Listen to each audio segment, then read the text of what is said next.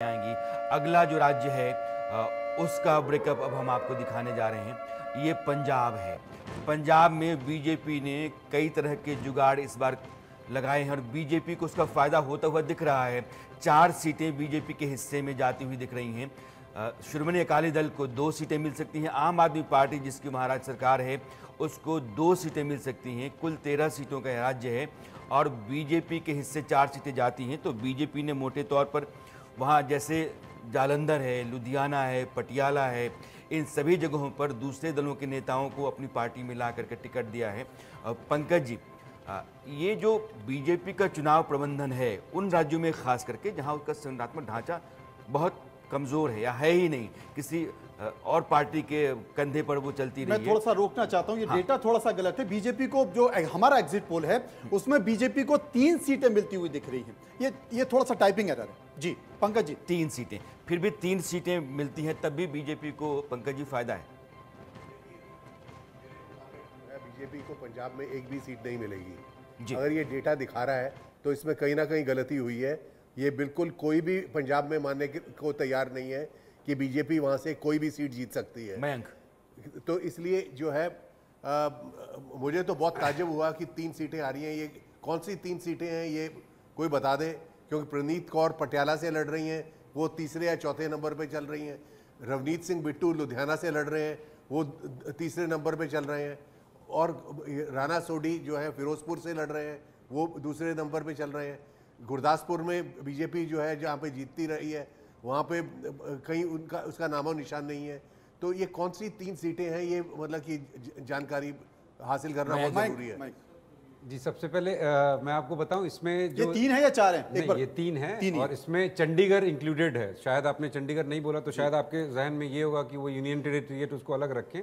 और जैसा आपने कहा कि एक भी सीट नहीं जीत रही है, वो एक विशफुल थिंकिंग हम लोग कह सकते हैं कि बस हम लोगों ने सोचा कि वहाँ पे कोई जीत रही है। पक्ष वाले हमेशा सोचते हैं कि वो उनको ज़्यादा मिल रहा है, या बीजेपी वाले से सोचेंगे पूछेंगे तो वो कहेंगे शायद 6 भी मिल रही है।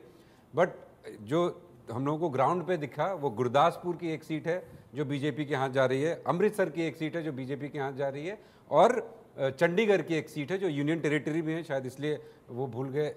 वो 3 सीट ये है, चंडीगढ़, गुरदासपुर और अमृतसर, ये 3 सीट में बीजेपी को बढ़त है वहाँ पे। मयंक, पंजाब का ब्रेकअप कहता क्या है?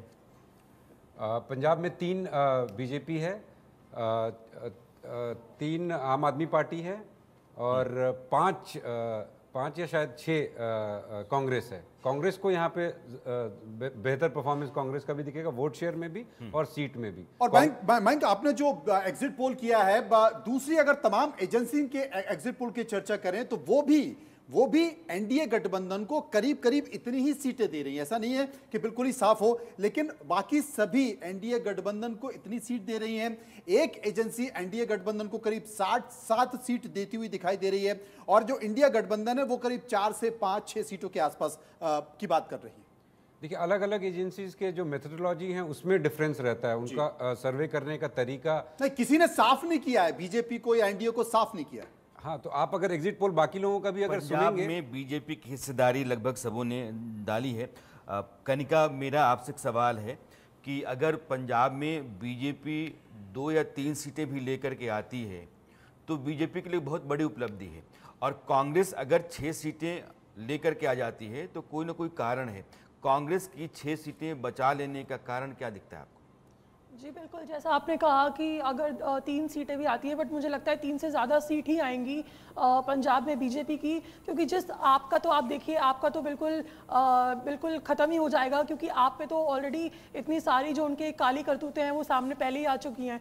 तो मुझे लगता है आपका तो बिल्कुल नामो निशान ही ख़त्म हो जाना चाहिए पंजाब से। रही बात बीजेपी की, तो बीजेपी ने काफ़ी सारे जो कॉम्प्लिकेटेड मुद्दे हैं पंजाब में वो सॉल्व किए हैं। जैसे कि जितने भी अभी फार्मर्स के प्रोटेस्ट हुए थे उसमें भी बीजेपी ने अपना पूरी सहायता दी, बातचीत करने की कोशिश की। हालांकि मैं मानती हूँ कि मामला काफ़ी आगे बढ़ गया था, बट फिर भी बीजेपी ने काफ़ी बैलेंस किया चीज़ों को। अभी हाल ही में दोबारा से फार्मर्स के प्रोटेस्ट आए, उसमें भी बीजेपी ने काफ़ी सपोर्ट दिखाते हुए चीज़ों को बैलेंस किया। तो ये जो काम किए हैं बीजेपी ने, अपना जितना वो सेंटर से सपोर्ट कर सकती थी उतना बीजेपी ने सपोर्ट किया है पंजाब में। लेकिन कनिका जी, हमारे एग्जिट पोल में भी उतनी उपस्थिति बीजेपी को दी गई है।